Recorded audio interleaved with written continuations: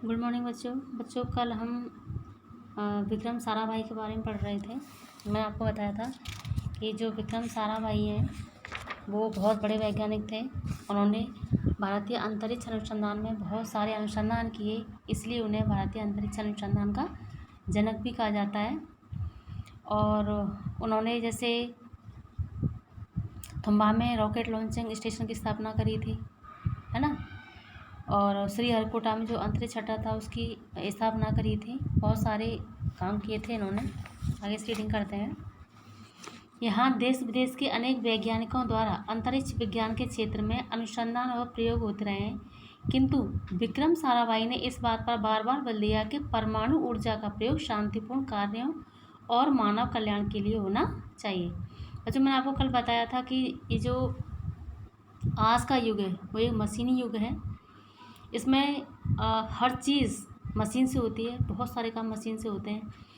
और विज्ञान ने हमारे जीवन को जितना सरल बना दिया है, जितना आसान बना दिया है, उतना ही विनाशक भी बना दिया है। यानी कि मनुष्य बिना सोचे समझे अगर इनका गलत प्रयोग करेगा, मतलब गलत कामों के लिए इसका प्रयोग करेगा, तो इसके जो दुष्परिणाम है वो हमारे सामने निकल कर आएंगे। ठीक है, जैसे परमाणु ऊर्जा है, तो परमाणु ऊर्जा का प्रयोग शांतिपूर्ण कार्यों के लिए किया गया था। ठीक है, लेकिन इसका जो देश हैं वो गलत तरह से यूज़ करते हैं इसका, यानी मनुष्य विनाश के लिए इसका प्रयोग करते हैं। तो जो विक्रम साराभाई थे उन्होंने इसी बात पर बल दिया था कि परमाणु ऊर्जा का प्रयोग शांतिपूर्ण कार्यों के लिए होना चाहिए, यानी मनुष्य की प्रगति के लिए, उसके कल्याण के लिए होना चाहिए, न कि उसके पतन के लिए, अर्थात विनाश के लिए। ठीक है, विज्ञान निर्माण और उत्थान का साधन है, यानी जो विज्ञान है वो निर्माण का और उत्थान कहते हैं उन्नति एक तरह से उसका साधन है, विनाश और पतन का नहीं। ठीक है, विश्व के सभी देशों को इसी दिशा में काम करना चाहिए। डॉक्टर साराभाई विज्ञान की शिक्षा में सुधार लाने के लिए भी सक्रिय रहे, यानी उन्होंने विज्ञान के क्षेत्र में तो कार्य किए ही, इसके अलावा जो शिक्षा थी, तत्कालीन शिक्षा थी, उस समय की जो शिक्षा थी उसमें बहुत सारी कमियां थी। तो जो विक्रम साराभाई थे उसमें भी सुधार करना चाहते थे, क्योंकि जो बच्चे होते हैं वो देश का भविष्य होते हैं। अगर बच्चों को अच्छी शिक्षा मिलती है तो आगे चलकर वो देश का भविष्य बनते हैं। एक अच्छा इंजीनियर बनता है, एक अच्छा वैज्ञानिक बनता है, एक अच्छा डॉक्टर बनता है। तो ये सब तभी संभव होता है जब बच्चे को अच्छी शिक्षा मिले। तो जो विक्रम साराभाई थे वो शिक्षा की गुणवत्ता में सुधार लाना चाहते थे। प्रारंभ से ही वे अहमदाबाद की शिक्षा संस्थाओं से जुड़े थे। ठीक है, राष्ट्रीय विज्ञान परिषद की स्थापना में उनका विशेष हाथ था। उनका जीवन एक वैज्ञानिक और विज्ञान शिक्षक के रूप में प्रारंभ हुआ था, यानी कि उनका जो जीवन था उसकी शुरुआत एक वैज्ञानिक से हुई और विज्ञान शिक्षक के रूप में। ठीक है, वो जो शिक्षक थे किसके थे? विज्ञान के। उनका मूल स्वभाव शिक्षक का था, यानी कि वैसे तो वो वैज्ञानिक थे, वो एक इंसान होता है उसमें कई तरह की जो भावनाएं होती हैं, लेकिन उनका जो मूल स्वभाव था, मूल का मतलब जो असली स्वभाव था वो एक शिक्षक का था। ठीक है, एक जो टीचर का होता है। विद्यालय स्तर पर शिक्षा की वर्तमान स्थिति से चिंतित रहते थे। मैं आपको बच्चों पहले ही बताया था कि उस समय की जो शिक्षा व्यवस्था थी बहुत सारी कमियां थी उसके अंदर। तो जो विक्रम साराभाई थे उस शिक्षा व्यवस्था से बहुत ही चिंतित रहते थे कि किस तरह से ये जो कमियां हैं शिक्षा के अंदर को किस तरह से दूर किया जाए। उनका कहना था कि हमारी शिक्षा प्रणाली प्रभावहीन हो गई है, यानी वो कहते थे कि जो हमारी शिक्षा व्यवस्था है वो प्रभावहीन हो गई, यानी कोई प्रभाव नहीं रहा उसका, इसमें आमूल परिवर्तन की आवश्यकता है, यानी जो शिक्षा व्यवस्था है उसमें परिवर्तन होना चाहिए, चेंज होना चाहिए। उनके विचार थे कि शिक्षा में नवीनीकरण और नवाचार के साथ साथ नए प्रयोगों की नितांत आवश्यकता है। बस उनका ये विचार था कि शिक्षा में नए नए प्रयोग होने चाहिए, जो नए नए साधन है उनका प्रयोग करना चाहिए, ताकि उस बच्चों को अच्छा सीखने को मिले, नया नया सीखने को मिले। ठीक है, और बच्चे आगे बढ़ सकें, जो हमारी शिक्षा व्यवस्था है वो आगे बढ़ सके। इन विचारों को कार्य रूप में परिणत करने के लिए उन्होंने अहमदाबाद में सामुदायिक विकास केंद्र की स्थापना की, यानी इन्हीं विचारों को रूप देने के लिए, यानी ये शिक्षा व्यवस्था में नए नवाचार का प्रयोग करना, नए नए साधनों का प्रयोग करना और उसमें और सुधार करना, इसके लिए उन्होंने अहमदाबाद में एक सामुदायिक विकास केंद्र की स्थापना करी। इस केंद्र के 2 उद्देश्य थे। एक तो शिक्षार्थियों, शिक्षकों तथा जन सामान्य में विज्ञान के प्रति रुचि पैदा करना और उनके लिए समुचित कार्यक्रम विकसित करना। पहला उद्देश्य ये था कि उससे जो शिक्षक हैं और जो शिक्षार्थी हैं यानी जो बच्चे हैं और उनके जो पेरेंट्स हैं यानी जन सामान्य और लोग हैं, उन सभी में विज्ञान के प्रति जिज्ञासा पैदा हो, रुचि पैदा हो। ठीक है। और दूसरा था सभी शैक्षिक स्तरों पर विज्ञान और गणित की शिक्षा में सुधार लाना। और दूसरा जो उद्देश्य था वो था विज्ञान और गणित यानी साइंस और जो मैथ है उसकी जो गुणवत्ता है उसमें सुधारना है। विक्रम साराभाई विज्ञान की शिक्षा का संबंध नैतिक मूल्यों से जोड़ते थे।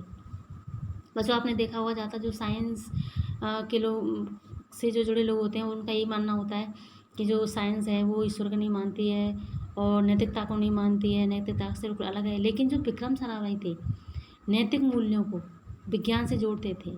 ठीक है। उनका ये मानना था कि विज्ञान में नैतिक मूल्यों को जोड़ना चाहिए, तभी एक बच्चा आगे चल के एक अच्छा नागरिक और एक अच्छा इंसान बनता है। उनका कहना था कि लोगों को विज्ञान की शिक्षा के द्वारा ऐसे अनुभव प्रदान किए जाने चाहिए जिनसे नैतिक मूल्य व्यक्ति के जीवन और स्वभाव के विभिन्न अंग बन जाएं।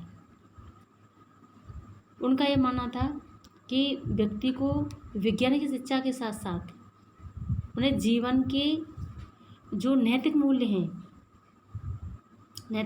उनकी भी शिक्षा देनी चाहिए ताकि मनुष्य एक अच्छा इंसान बन सके, एक अच्छा नागरिक बन सके। ठीक है। व्यक्ति में यह चेतना उत्पन्न हो जानी चाहिए कि वह विज्ञान और प्रौद्योगिकी द्वारा मानव जीवन में होने वाले परिवर्तनों को स्वीकार करे और उनके अनुसार अपने दृष्टिकोण में परिवर्तन करे। यानी कि व्यक्ति में यह चेतना यानी जागरूकता ये पैदा होनी चाहिए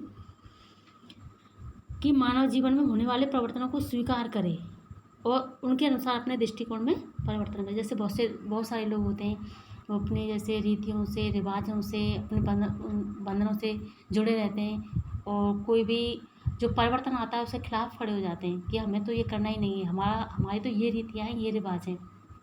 तो उनका मानना था कि ऐसे जो परिवर्तन है जो समाज के साथ चलते हैं उनके साथ मनुष्य को अपने आप को बदल लेना चाहिए। ठीक है। दूसरे शब्दों में हर व्यक्ति में वैज्ञानिक दृष्टिकोण का होना आवश्यक है। वे चाहते थे कि बच्चा जिज्ञासु बने, प्रश्न करे। बच्चों यहाँ जिज्ञासु का मतलब होता है कि जानने की इच्छा रखता हो। हर समय मतलब बच्चा ऐसा होना चाहिए जिसमें कुछ हर समय जानने की इच्छा बनी रहे, हर समय कुछ सीखने के लिए तत्पर रहे और प्रश्न करे, उसमें खोज की प्रवृत्ति पैदा हो। यानी हर समय बच्चे का दिमाग इस तरह का होना चाहिए कि हर समय प्रश्न करे और कुछ जानने की इच्छा रखता हो और खोजबीन में लगा रहता हो।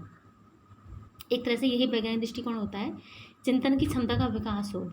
साराभाई महात्मा गांधी की बुनियादी शिक्षा के तरीकों को अमल में लाना चाहते थे। इसके अलावा साराभाई जो महात्मा गांधी जो बुनियादी शिक्षा थी यानी कि बच्चे को एक तरह से व्यावसायिक शिक्षा से जोड़ना। बुनियादी शिक्षा मतलब बच्चा ऐसा हो, उसको शिक्षा इस तरह से दी जाए ताकि वो आगे चलकर मतलब कुछ ऐसा अगर नौकरी नहीं भी मिले तो अपने खुद हाथ से कुछ कोई अपना जैसे व्यवसाय, रोजगार, कोई उद्योग धंधा खोल सके। इस तरीके से शिक्षा देनी चाहिए ताकि बच्चा अपने पैरों पर खड़ा हो सके। वे परिवेश से ही संबंधित हस्तशिल्प और उद्योग के माध्यम से शिक्षा देना चाहते थे। वे परिवेश से ही संबंधित हस्तशिल्प कहते हैं बच्चों हाथों की जो कला होती है। जैसे बहुत सारे आपने देखा होगा कि लोग अपने हाथों से नई नई चीज़ें बनाते हैं। ठीक है। और उद्योगों के माध्यम से शिक्षा देना चाहते ताकि उनका ये मानना था कि बच्चा जब पढ़ता है तभी से उसे उद्योगों की, हस्तशिल्प की, ये सब की शिक्षा देनी चाहिए ताकि आगे चलकर अपना उसकी जो शिक्षा है वो व्यर्थ न जाए, अपने पैरों पर वो खड़ा हो सके, अपना रोजगार बना सके। साराभाई शिक्षा में सहयोग प्रवृत्ति पर भी बल देते थे। अब इन सब के अलावा वो सहयोग वृत्ति कहते हैं, वो ये चाहते थे कि ये जो शिक्षा से संबंधित जितनी भी संस्थाएं हैं, जितने भी लोग हैं वो एक मिलकर रहें।